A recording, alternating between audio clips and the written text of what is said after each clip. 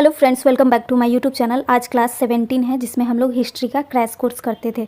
तो हम लोग मुगल काल के बारे में पढ़ रहे थे। तो उसमें हम लोगों ने अभी तक शाहजहाँ के बारे में पढ़ा था। तो शाहजहाँ के 4 पुत्र थे। पिछले क्लास में हम लोगों ने पढ़ा था कौन कौन थे। दारा शिकोह थे, शाह शुजा, औरंगजेब और मुराद थे। 4 पुत्र थे शाहजहाँ के, जिसमें दारा शिकोह जो था वो योग्य था और औरंगजेब अयोग्य था, वो बहुत ही क्रूर था।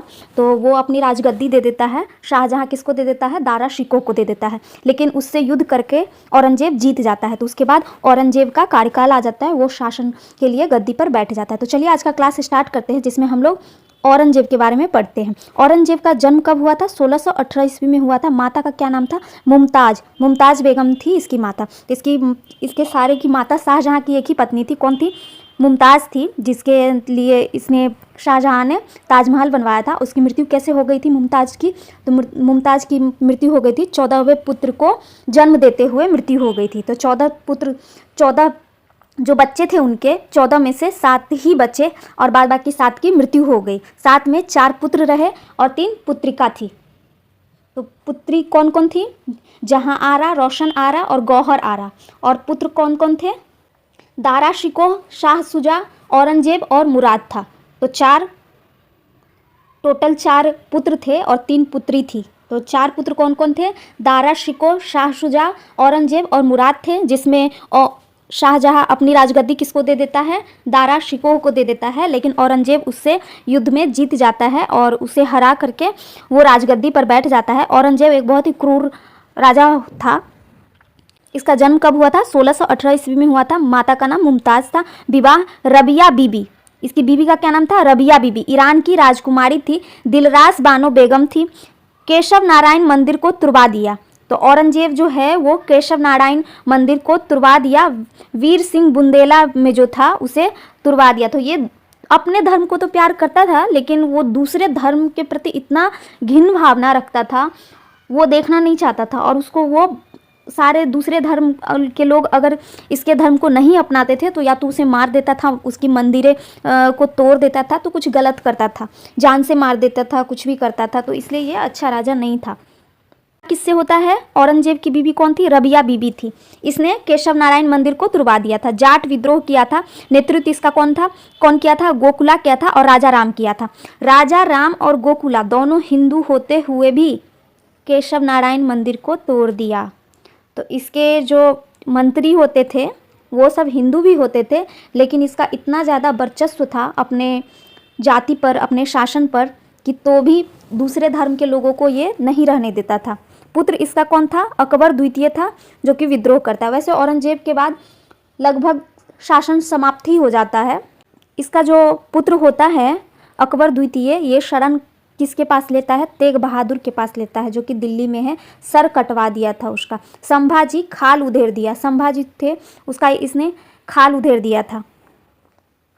मराठा शिवाजी, शाइस्ता खान पराजित हो गया। शाइस्ता खान पराजित हो गया था। पुरंदर की संधि की थी 1665 ईस्वी में। जय सिंह कैद, जयपुरी महल में इसे कैद कर दिया था। तो मराठा शिवाजी जो थे उसे इसने पराजित कर दिया। इसमें किसको पराजित कर दिया था? शाइस्ता खान पराजित हो गया तो उसको कैद कहाँ पे कर दिया था? जयपुरी महल आगरा में कर दिया था।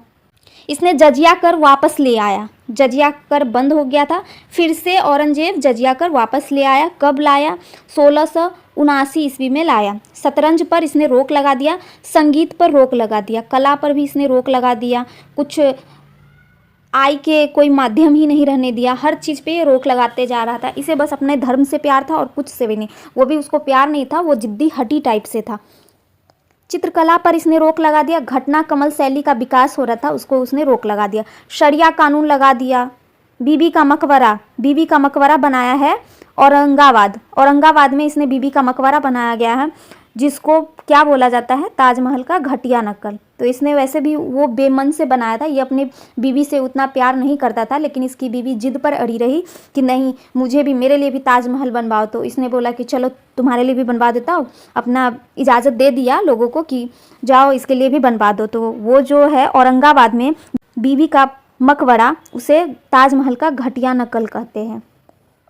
सिक्कों पर से कलमा हटवा दिया चिकित्सक फ्रांकोइस वर्नियर। इसके समय में चिकित्सक आया था। कौन सा चिकित्सक आया था? फ्रांकोइस वर्नियर आया था, जो कि कौन था? फ्रांसीसी यात्री था।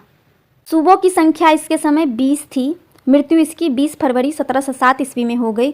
गुरु इसके कौन थे? मीर मोहम्मद हकीम थे। 1665 ईस्वी में हिंदू मंदिरों को तोड़ने का आदेश दे दिया था। तो 1665 ईस्वी में इसने हिंदू मंदिरों को भी तोड़ने का आदेश दे दिया। 1685 ईस्वी में बीजापुर पर इसने विजय कर लिया था। 1687 ईस्वी में गोलकुंडा पर विजय कर लिया इसने।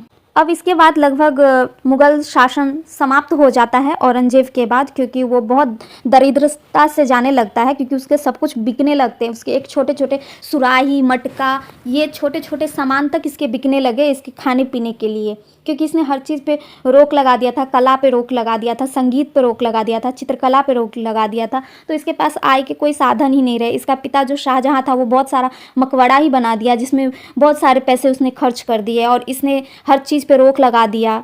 तो इसके सारे साधन खत्म हो गए और धीरे धीरे इसका शासन खत्म होने लगा और बहुत दरिद्रता आ गई इसके शासन में।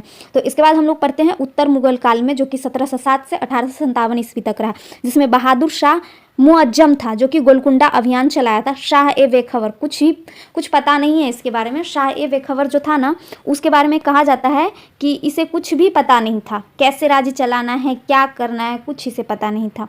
जहांदार शाह जो था वो लंपट मूर्ख, इसे क्या कहा जाता था? जहांदार शाह को लंपट मूर्ख कहा जाता था। फर्रुखशियार, इसको घृणित कायर कहा जाता है, इसको घृणित कायर कहा जाता है। बीमारी इसकी चेचक, चिकन पॉक्स हो गई थी। इसका चिकित्सक कौन किया था? हैमिल्टन ने किया था, जिसको इसने व्यापारिक छूट दिया था 1717 ईस्वी में। तो इसका जो फर्रुखशियर जो था, इसे चेचक बीमारी हो गई थी, उसका इलाज हैमिल्टन ने किया। तो हैमिल्टन ने इसका इलाज किया, इसके लिए फर्रुखशियर ने हैमिल्टन को व्यापारिक छूट 1717 ईस्वी में दे दिया। बंगाल क्षेत्र का वो था। लिखित अनुमति मैग्ना कार्टा था। नृप निर्माता सैयद बंधु था। मराठों की स्वतंत्रता हो जाती है। फर्रुखशियर के समय में मराठों की स्वतंत्रता हो जाती है। अब मोहम्मद शाह के बारे में पढ़ते हैं। इसका मूल नाम क्या था? रोशन अख्तर था। 1737 ईस्वी में पेशवा बाजीराव ने आक्रमण कर दिया और वो जीत गया मोहम्मद शाह से। फिर रंगीला बादशाह कहा जाता है इसे। मोहम्मद शाह को रंगीला बादशाह कहा जाता था। इसे नाच गान इस समय बहुत रुचि थी। बंगाल स्वतंत्र हो गया इसके समय में। मोहम्मद शाह के समय में बंगाल स्वतंत्र हो गया। मुर्शिद कुली खान ने किया था। अवध स्वतंत्र हो गया, शहादत खान ने किया। और हैदराबाद स्वतंत्र हो गया, निजामुल मुल्क। 1739 में नादिर शाह ईरान का आक्रमण हुआ, एशिया का, जिसको नेपोलियन कहते हैं। एशिया का नेपोलियन किसे कहते हैं? नादिर शाह को कहते हैं। 1739 में उसने आक्रमण किया। तो कुछ धन तो वो ले गया, कुछ पेशवा बाजीराव ले गया, तो ऐसे करके इसके धन जाते रहे और कम हो गया। और इसके बाद आता है अहमद शाह। 1747 में अहमद शाह अब्दाली का आक्रमण होता है। इसको सामान बेचना पड़ा था अपना गुजारा करने के लिए। इसके बाद आता है आलमगीर द्वितीय, जो कि 1747 ईस्वी में आता है। प्लासी का युद्ध होता है इसके समय में। बंगाल पर अंग्रेजों का कब्जा हो जाता है आलमगीर द्वितीय के समय में। अब इसके बाद शाह आलम द्वितीय आता है, जो कि पानीपत का तृतीय युद्ध इसके समय में होता है। कब होता है? 1761 ईस्वी में होता है। अहमद शाह अब्दाली की जीत हो जाती है, इसमें मराठों की पराजय हो जाता है। 1764 ईस्वी में बक्सर का युद्ध होता है, अंग्रेज जीत जाता है इसमें। शाह आलम के समय में 1764 ईस्वी में बक्सर का युद्ध होता है, जिसमें अंग्रेज जीत जाता है। 1765 ईस्वी में इलाहाबाद की संधि होती है, जिसमें द्वैध शासन, जिसमें बिहार, बंगाल और उड़ीसा अंग्रेजों की दीवानी हो गई, अंग्रेजों को दीवानी हो गई। मतलब इसमें जो भी टैक्स लगेगा सब कुछ अंग्रेज लेने लगा। मतलब शासन ये करता था, लेकिन पैसा कौन लेता था? अंग्रेज लेता था।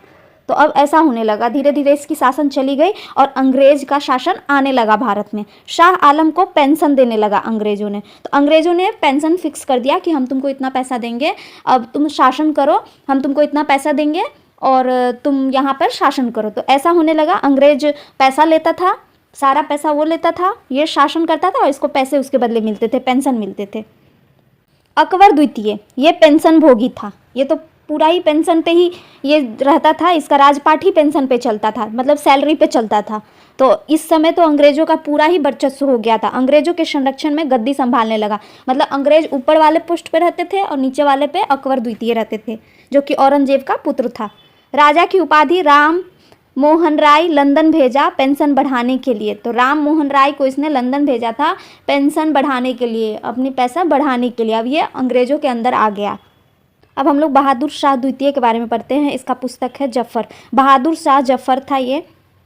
मकबरा इसका रंगून में बनाया गया था म्यांमार में, लेकिन इसे दफनाया नहीं गया। इसको अंग्रेज़ों ने गिरफ्तार कर लिया और वो रंगून भेज दिया और यहाँ के जनता को बोलता रहा कि हम उसे वहाँ के रंगून के मकबरा में दफना दिए हैं, लेकिन उसने वहाँ पे दफनाया नहीं। वहाँ पे उस लोगों का जो गराज होता था जिसमें गाड़ी रखते हैं अपने पुराने गाड़ी, उसमें इसको कैद करके रखा था। लेकिन लोगों को यहाँ पे कह रहा था कि हाँ इसको रंगून में मकबरा में दफनाया गया है, लेकिन अभी भी वो मकबरा खाली है। दिल्ली का मकबरा खाली रह गया। इसने अपना खुद ही मकबरा बनाया था दिल्ली में, और लेकिन वो मकबरा खाली ही रह गया क्योंकि अंग्रेज़ इसको गिरफ्तार करके लेकर के चला गया रंगून म्यांमार में।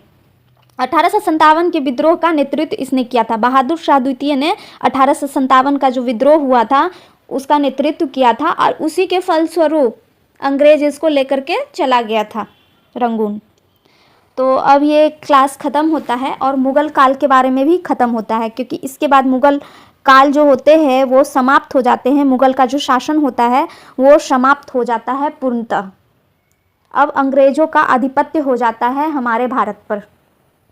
तो अगले क्लास में हम लोग मराठा साम्राज्य के बारे में पढ़ेंगे। तो चलिए आज का क्लास यही समाप्त करते हैं। अगले क्लास में मराठा साम्राज्य के बारे में पढ़ेंगे। अब एक ही 2 चैप्टर बचे हुए हैं, वो भी बहुत छोटे छोटे। उसके बाद हिस्ट्री कंप्लीट ख़त्म हो जाएगा।